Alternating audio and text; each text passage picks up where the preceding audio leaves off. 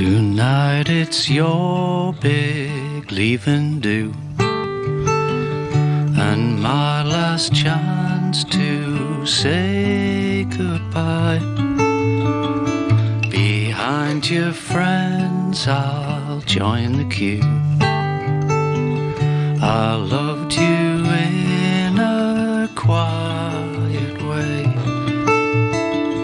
I loved you in a quiet way.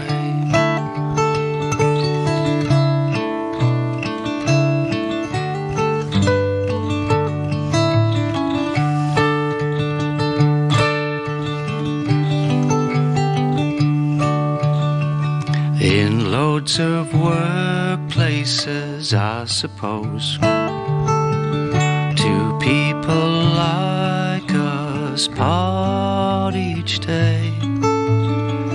One unaware, the other holds a love but in a quiet way. I love but in a quiet way.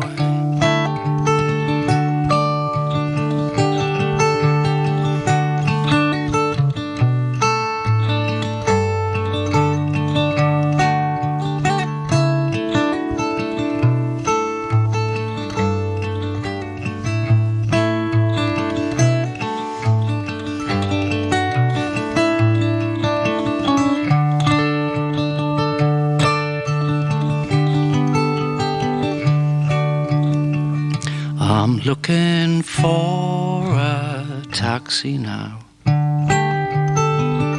and your best friends are still with you. At least I took the chance to say I love you in a quiet way.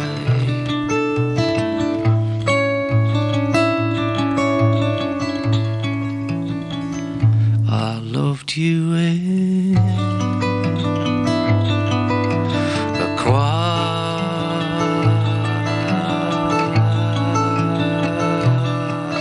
way.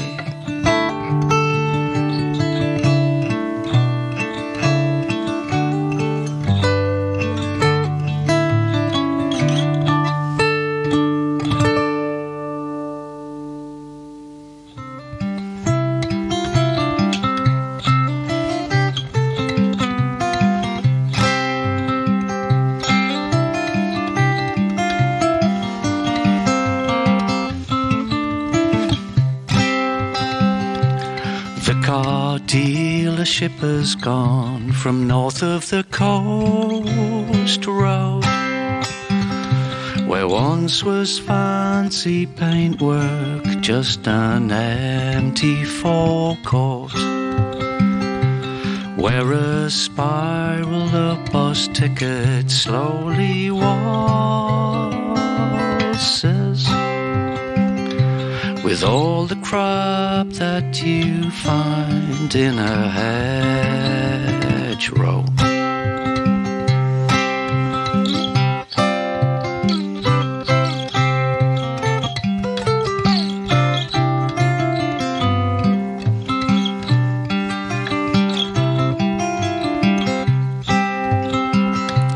Take the narrow tarmac road, staying with diesel, around the back of the big Sainsbury's from the graveyard, just between the darkened showroom and the car park. There it is, it's my favourite hedgerow.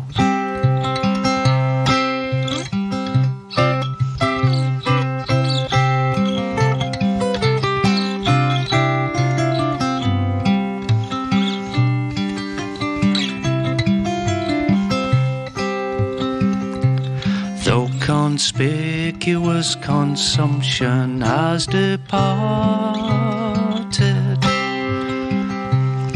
There's still plenty to eat for the sparrows in there.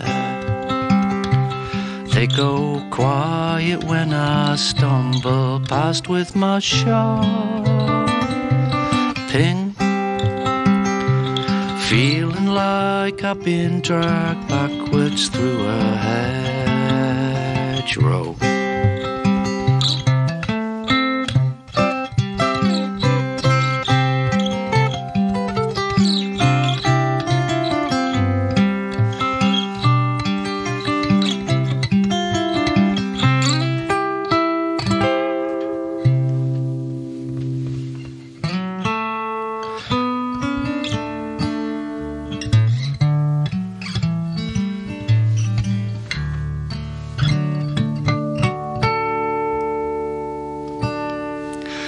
There's no reason for our arrival here,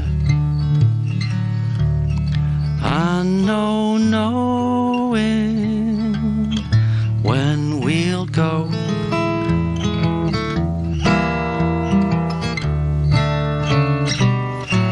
It's only humans who look for answers.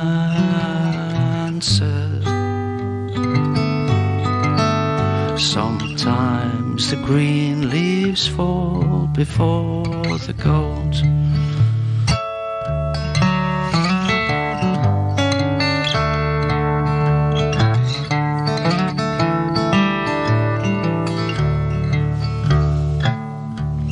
The council planted 100 saplings here, most of them thriving and growing old.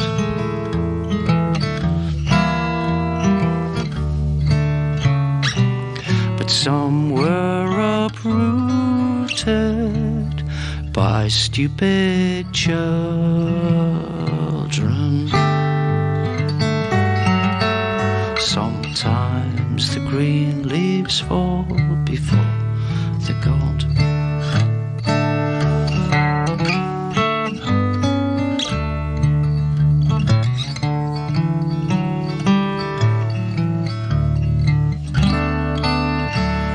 I'm not showing off, but I used to volunteer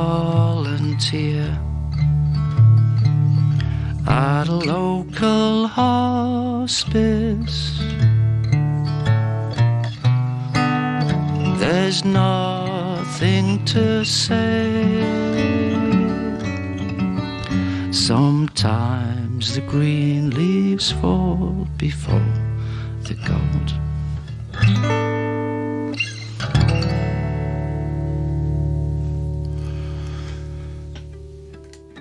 Oops, that's the one. There it is. This is, on the surface, this is about a lass who worked at one of the off-licences on the council estate where I live. And there were two off-licences in competition, really, you know. And the one she worked in went bust. So I was thinking about latter-day capitalism and sort of, you know, neoliberalism and all that stuff, you know.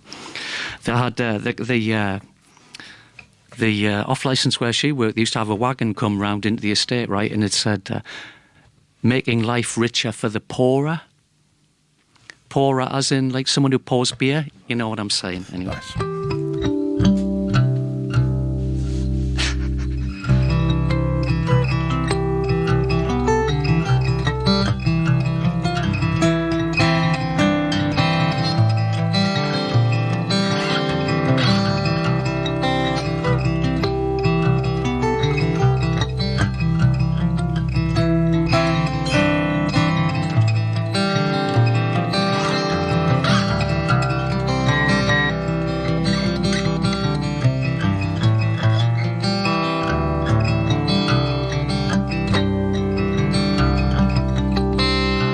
The office she works in just can't compete with the paper shop next door. to sell drink and tabs and lottery tickets. What would anyone come in here for? With a silk scarf and a tracksuit and oak boots on her feet. She fills the shelves with biscuits and she's gracious in defeat.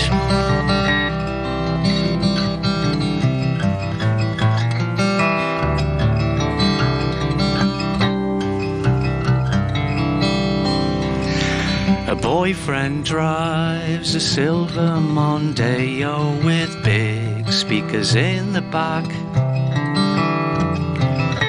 With his temper, he's a prime candidate for a stroke or a heart attack. And she nags him about his smoking and the rubbish that he eats. But he never listened to a word, and she's gracious in defeat.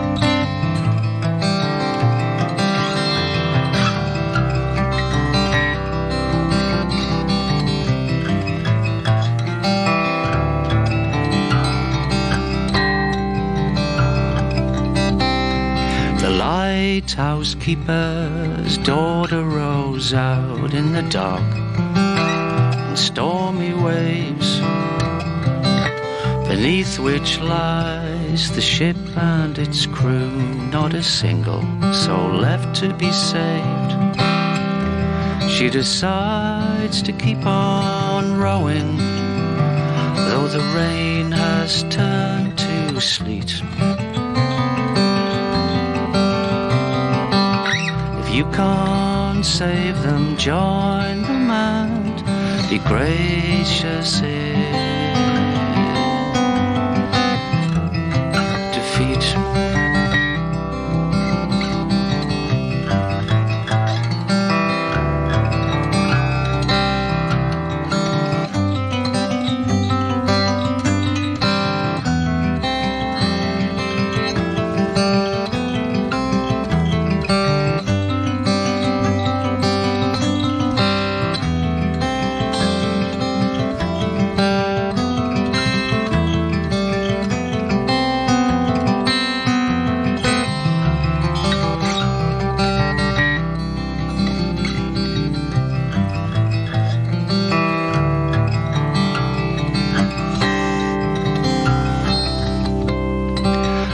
Fell in love with every barmaid that ever pulled me a pint.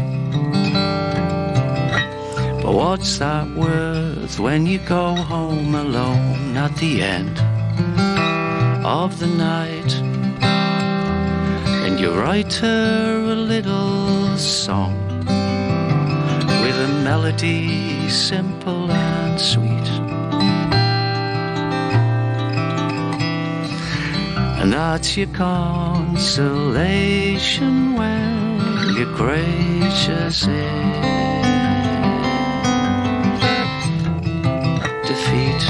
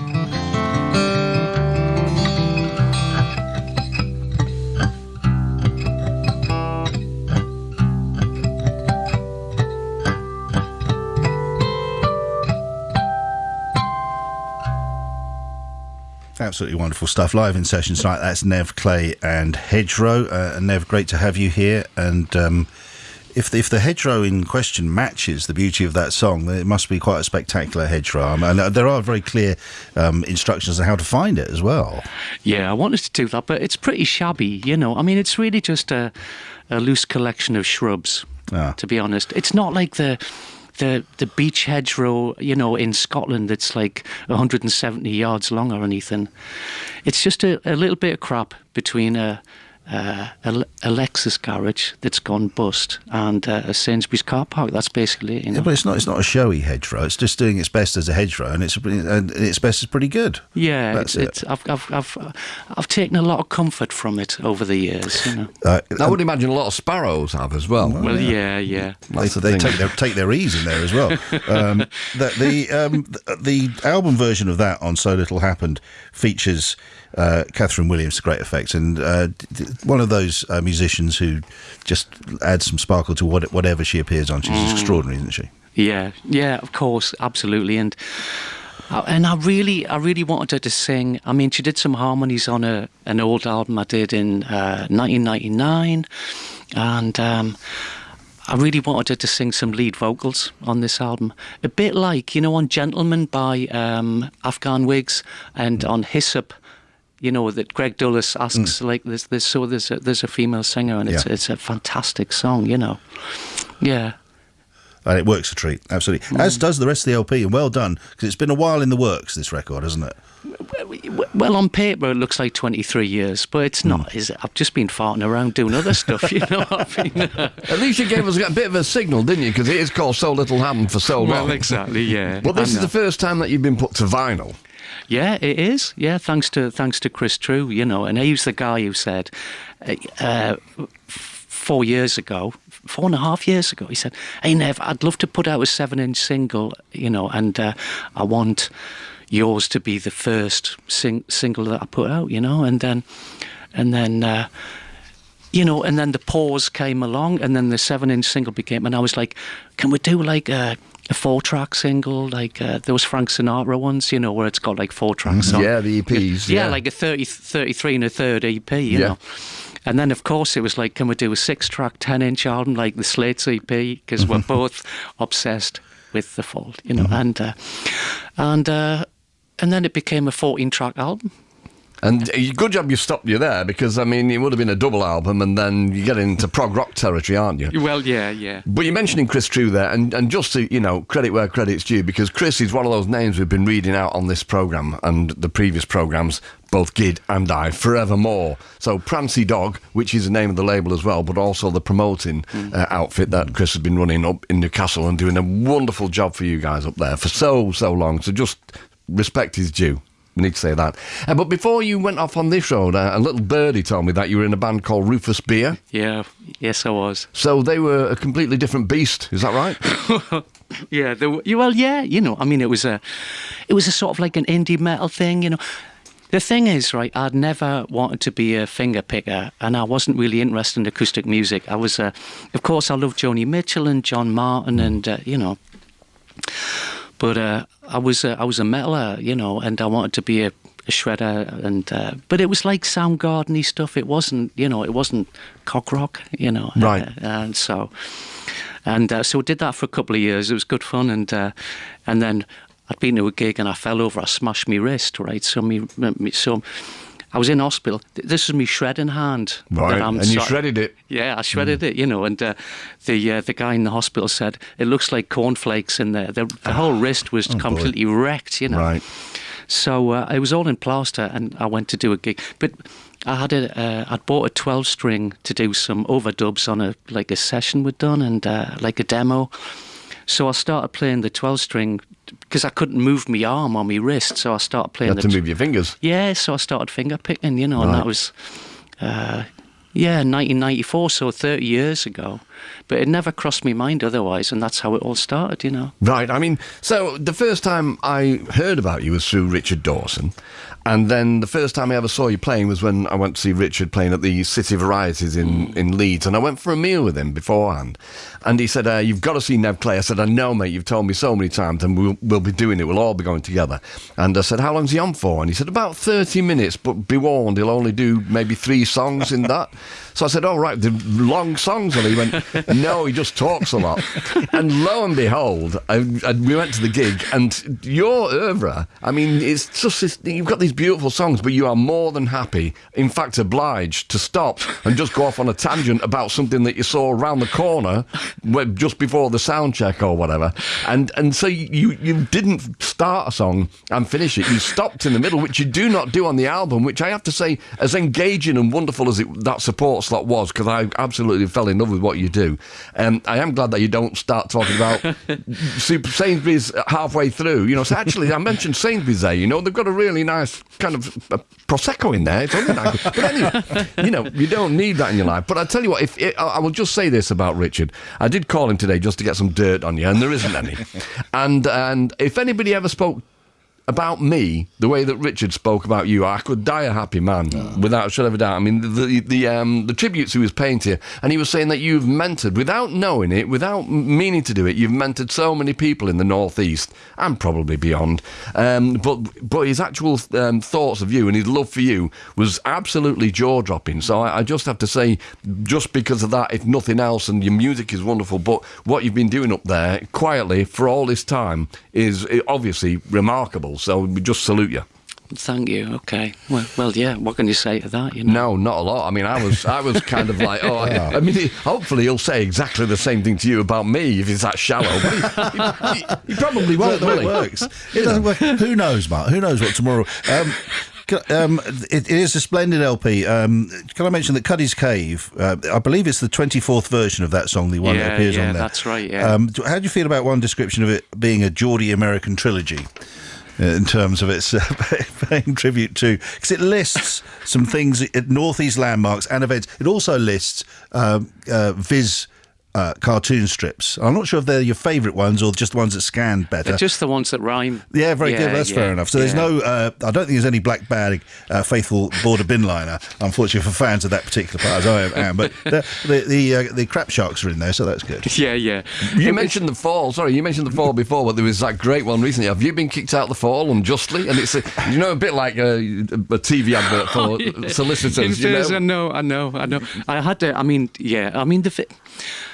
Yeah, it's all of those, right. Well, Cuddy's Cave, it started as, and I've got to mention him, my friend Gary Lang from a band called St James Infirmary in Ashington, he's a legend. He's a bit like Brian Wilson, but he's into all these, from like really obscure sort of like experimental music to Beach Boysy stuff, and he does acoustic stuff, amazing, you know. So his band, he done an instrumental with Richard. So this is on his album, Artifact, Sacred and Profane. Richard had done some guitar parts, and he just said, can you put a few words to it? You know, that was in 2013.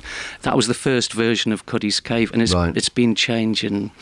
And people on Facebook have just been sending in suggestions, so it's full of suggestions from other people. It's a very, I know it's one of them words, but it's a collaborative thing, you know. So including Richard. Richard suggested, because I had Alcan, the smoking ban, and he suggested Alcan Supergrand, because Supergrand came from Whitley Bay, you know. So it's like, so every time I sing it, I'm thinking about all them different people, you know. There's so many lush rhymes, and I'm on to version 26 already, you know. So it's like it's a double album on itself, isn't it? It's a great, Another one of those words. It's an organic thing, clearly. That is the word, and it's ever growing. Yeah. Are you ready for another number now to play? Yeah, probably. I'll have to retune it a little bit. That's fine. I'll just talk while I'm doing it, right? Yeah, I'll tell you a story about me and Richard, right? But while I'm retuning, how about that? That's absolutely fine. Yeah, you go ahead. You can take it. We're in capable hands here, Mark. So, yeah. Me and Richard, well, we met in sort of 98, probably, when he was, and I'm not going to tell you anything that he wouldn't tell you himself, but anyway, he was a young man. 15. You know. Well, I thought he's a bit older. That's what he said. And I met Kath Williams around the same time, right? And when I saw Richard and when I saw Kath, And it hasn't happened before or since. I thought these two people have voices that deserve to be heard by the whole world. You know, so me, Richard, and Kath did a lot of gigs together. Right. Just open mic crap, you know, and sort of like bottom of the bill stuff. And then Kath sort of took off, you know, with the Mercury Prize nomination and things like that. And then, but I was thinking about 2008. Me and Richard and a guy called Steve Malley, who's an astonishing guitarist. He was in Crane, you know, Peel Favourites, Crane, Horseloom, Una Amma, who was superb, you know, and he's a top lad and amazing. Me, Richard, and Steve Malley did a gig at the Head of Steam. It was £3 in, right, and we got about 20 people in. Right. You know, so that gives a perspective. Of course, you know, you can't be a prophet in your hometown. It's all of that stuff, isn't it? You know, so yeah, me and sorry, I hit the mic. That's fine. Anyway, that's.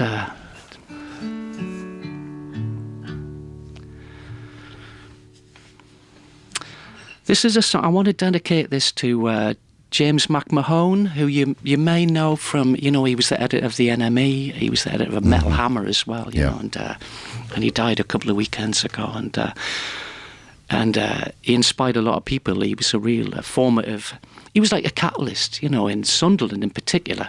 He started this Boy Eater Night. I'm not going to talk. I could talk, I know, but anyway, this is for James. And he had a band called Mavis, who are great, you know. And but this is a song called Green Leaves. And I hate these sort of like universal songs and, you know, We Are the World, but this song has got a we in it. Okay. But it's just, we're all going to die, basically, so I'm going to allow myself that one.